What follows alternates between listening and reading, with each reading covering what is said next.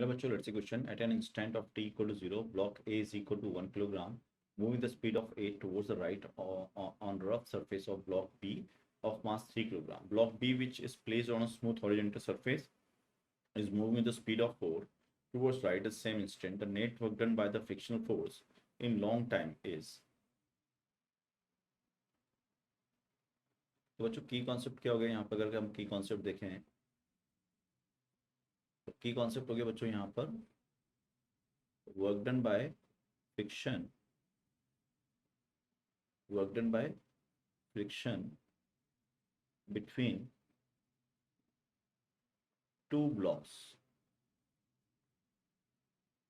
moving relatively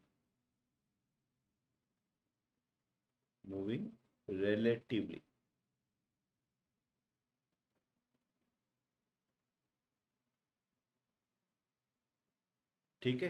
तो that is your की concept. और इसमें हमें मैक्सिमम पूछा है, मैक्सिमम लिख सकता हूं मैं आगे, maximum work done by friction between two block moving relatively. तो बच्चों कब तक वर्क डन होगा? जब तक कि इनके बीच का रिलेटिव मोशन खत्म नहीं हो जाता। ठीक है, तो आप इसमें ये भी डाल सकते हैं and applying the conservation of momentum and conservation of momentum, ये दो की कॉन्सेप्ट हो जाएंगे आपके पास। कंजर्वेशन ऑफ मोमेंटम, तो अगर अपन देखें बच्चों, दो ब्लॉक हैं, एक ब्लॉक ऊपर वाला ब्लॉक है और एक उसके नीचे वाला ब्लॉक है। ये ए ब्लॉक और ये बी ब्लॉक। ये चल रहा है आपका 8 मीटर पर सेकंड से, चल रहा है आपका 4 मीटर पर सेकंड से। ठीक है, अब अगर अपन देखेंगे इस पूरे सीन के अंदर तो हो क्या रहा है, यहाँ तो कोई फ्रिक्शन है नहीं, यहाँ तो फ्रिक्शन नहीं है। ठीक है, फ्रिक्शन इन दोनों के बीच में। तो अगर सिस्टम बना ले हम इसको फोर्स सिस्टम, तो नेट फ्रिक्शन कितना है? 0 है ना, नेट सिस्टम पर। तो कंजर्वेशन मोमेंटम लगा सकते हैं। तो टोटल मोमेंटम कितना हो गया? इनिशियल मोमेंटम हो गया इसका 8 ब्लॉक का मास कितना है इसका? 1 kg और इसका मास है 3 kg।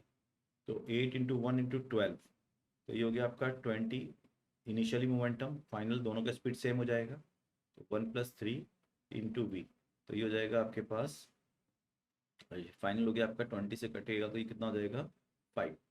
तो v इज इक्वल टू कितना हो जाएगा? 5 मीटर पर सेकेंड। नाउ जो वर्क डन होता है बच्चों, वो होता है आपके पास चेंज इन काइनेटिक एनर्जी। ठीक है, तो change in kinetic energy half, final कितनी हो जाएगी? m1 + m2। तो m1 + m2 कितना हो गया आपके पास? 4 इंटू 5 का होल स्क्वायर, माइनस इनिशियल कितना हो गया? हाफ m1 v1 का square plus half m2 v2 का square. So this is equal to, ये हो जाएगा आपके पास 1/2 कॉमन ले लो आप पूरे में से। ठीक है, 25/400 माइनस 64 माइनस 16 3 जा 48। ठीक है ना, तो ये हो जाएगा 100 और 112, तो -6 जूल। तो वर्क डन हो जाएगा बच्चों -6 joule. So final answer of the question is -6 joule. Second option is correct. I hope you understood it. Best of luck.